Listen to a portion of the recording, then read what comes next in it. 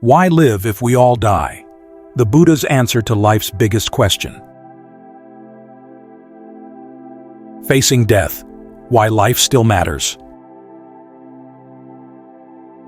At some point, most of us have asked, if everyone dies in the end, does life really matter? It is a question that can feel heavy and unsettling. But it is not a new one. Over 2,500 years ago, Prince Siddhartha Gautama, who later became the Buddha, faced the same question. Protected in his palace, he knew little about life's struggles, until one day he saw an old man, a sick person, and finally, a corpse. These encounters shook him. He realized that no matter who we are, rich or poor, strong or weak, death comes to us all. Instead of giving up in despair, Siddhartha chose to search deeply for an answer. That search led him to discover a path of wisdom and compassion that still speaks to us today. Western thinkers also wrestled with the same truth. The philosopher Albert Camus said that the most basic question is whether life is worth living at all. For him, facing death can make life feel absurd. Yet he encouraged us to resist despair by shaping our own meaning. Socrates, long before, urged that the unexamined life is not worth living, suggesting that reflecting on life's purpose is what gives it depth. The Stoic emperor Marcus Aurelius reminded himself daily, "You could leave life right now." He didn't mean this as a threat, but as a call to live kindly and wisely, knowing that every day could be our last. Buddhism brings another perspective. The Buddha taught that remembering death is not meant to depress us. It is meant to wake us up. In the Dhammapada, he says, "Those who do not realize that we must all die live quarreling. Those who do realize this settle their quarrels." When we accept that life is short, we stop wasting time on resentment, greed, and trivial fights. Instead, we begin to see what really matters: living with compassion, cultivating understanding, and using our time well. So death is not a reason to abandon life. It is the very reason to live more fully. Knowing we will die can make each day more precious, each act of kindness more urgent. Impermanence does not empty life of meaning. It gives our choices weight and our growth significance. The Buddha's own journey began with facing death, and from that, he found a truth that continues to guide people across centuries. Awareness of death can lead not to despair, but to a life of clarity, compassion, and purpose. Suffering and purpose, the Buddha's gentle answer. Why are we here? The Buddha never gave a one-line answer like "the meaning of life is this." Instead, he offered a path, a way to walk that brings purpose to our days. His words were simple. "I teach one thing: suffering and the end of suffering." At first, this may sound dark. Who wants to think about suffering? But his teaching is not meant to make us sad. It is meant to open our eyes. The Buddha noticed something universal. All of us want happiness, yet often we chase it in ways that cannot last. We cling to things, possessions, achievements, even relationships, as if they could stay forever. But because everything changes, our clinging turns into pain. The Buddha called this dukkha, the unease or dissatisfaction woven through life. And he showed that this suffering has a cause, our craving, but also that it can end, nirvana, and that there is a clear path to that end, the Noble Eightfold Path. It is like a wise doctor, first pointing out the illness, then offering the cure. Far from being negative, this gives life a gentle and hopeful direction. each step we take to reduce greed, anger, and ignorance, and to grow wisdom and kindness, brings more meaning into our lives. Many others through history saw glimpses of this truth. The philosopher Schopenhauer, for example, noticed that human desires never end and often create more pain. But he stopped at despair. The Buddha went further, showing a way out. Not by rejecting life, but by living it mindfully and ethically.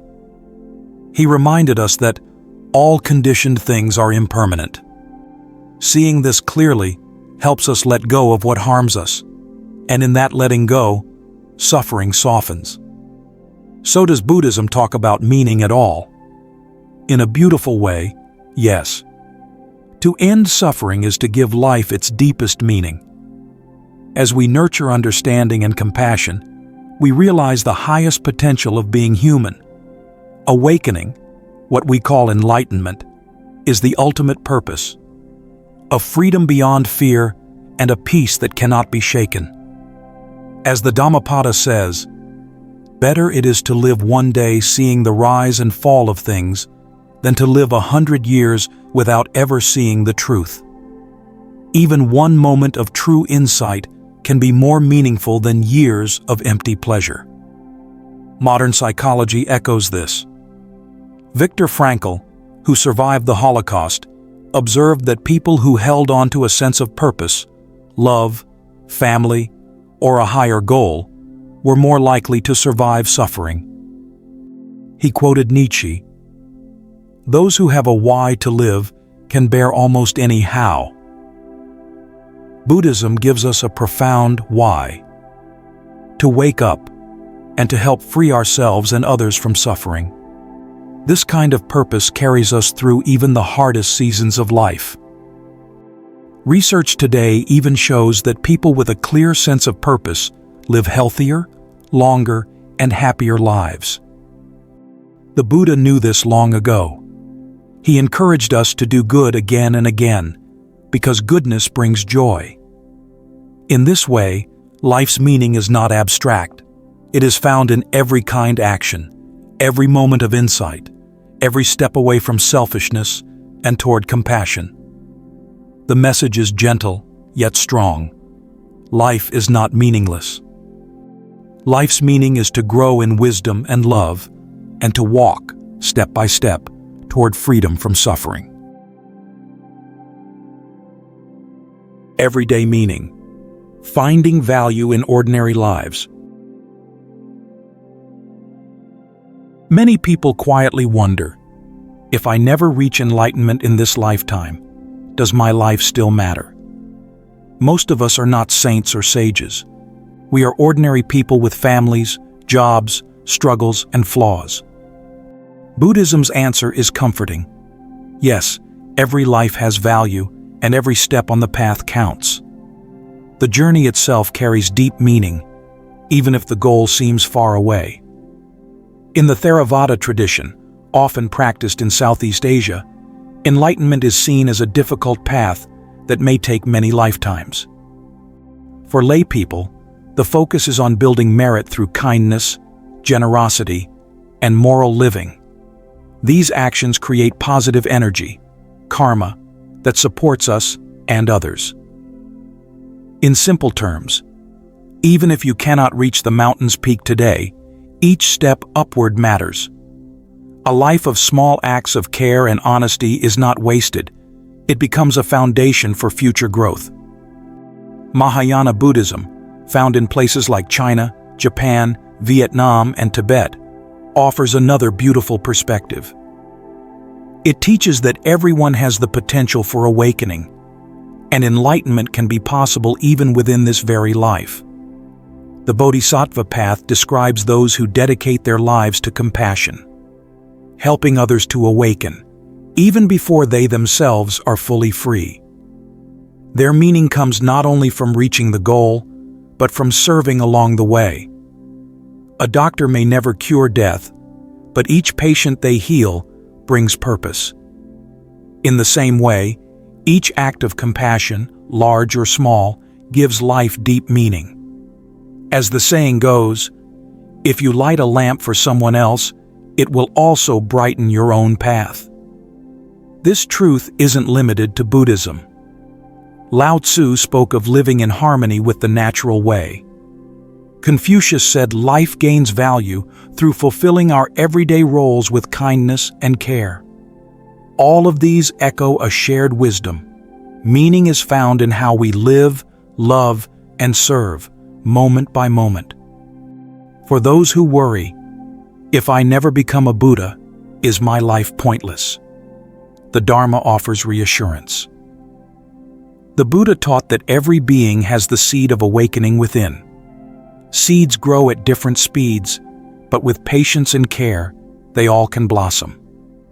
Each time you choose patience over anger, compassion over selfishness, or mindfulness over distraction, you water that seed. No effort is ever wasted. We also find meaning by being fully present. Thich Nhat Hanh often reminded us that even washing dishes or drinking tea can be sacred when done with awareness. Life is not only about a distant goal, it is lived in each small moment. When we breathe with mindfulness, listen deeply, or offer kindness, we are already touching awakening here and now. Even outside of Buddhism, we can see this truth. A teacher who guides students with patience, a parent who cares for their child with love, or a volunteer who serves the hungry, all of them live with purpose. Their actions reduce suffering and spread kindness. This is the very heart of meaning, whether or not they ever use the word Buddhist. True meaning comes from within, not from wealth or status. A simple life filled with compassion can be rich in value. A glamorous life built only on self-indulgence can feel empty. The worth of life is not measured by fame or great achievements, but by the goodness of our heart and the wisdom we cultivate. Buddhism also teaches about rebirth. Life continues beyond death, like chapters in a longer story. Whether or not one believes in this, the message remains. Every chapter matters. Even if this life does not end with full enlightenment, it is still a precious chance to learn, to love, and to move closer to truth. As one Buddhist teacher said, "This life is like a rare boat that can carry you to the far shore of freedom. Use it well." The heart of the teaching is simple. No life is meaningless when it is lived with care, honesty, and compassion. Each step, each choice, and each moment of awareness adds light, not only to your own path, but to the world around you. The middle way, life's true value. Some people look at life and conclude, since we all die and nothing lasts, then nothing really matters. This is what philosophers call nihilism. At first, Buddhist ideas about impermanence and no fixed self might sound similar. But the Buddha was very clear. His teaching is not nihilism. Instead, he offered the middle way. It is the path between two extremes. One extreme is believing that things are eternal and unchanging, that meaning must come from some permanent outside source. The other extreme is believing that death erases everything, so our lives and choices have no value. The Buddha pointed to neither of these. He taught emptiness, shunyata, and dependent arising, pratitya samutpada. Emptiness does not mean nothing exists. It means that things do not exist separately or permanently on their own. Everything arises from conditions, and everything is connected. Because of this connection, our actions always matter. They create ripples. This is the natural law of karma. Karma is not a punishment from above. It is simply the reality that wholesome actions bring peace, while harmful actions bring pain. This means that even though life is short, our choices have real weight. When we live with anger and carelessness, suffering grows. When we live with kindness and wisdom, peace grows. This difference is not small. It shapes our lives and the lives of those around us. The middle way invites us to take responsibility.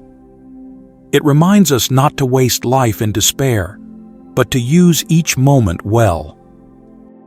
A single kind act, a single choice made with awareness, has deep meaning because it changes the world, even in small ways.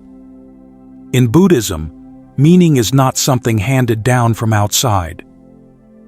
It is something we uncover through how we live. By seeing clearly that everything is connected and always changing, we learn to let go of what does not last and to live with compassion and wisdom. From this comes a peace that endures.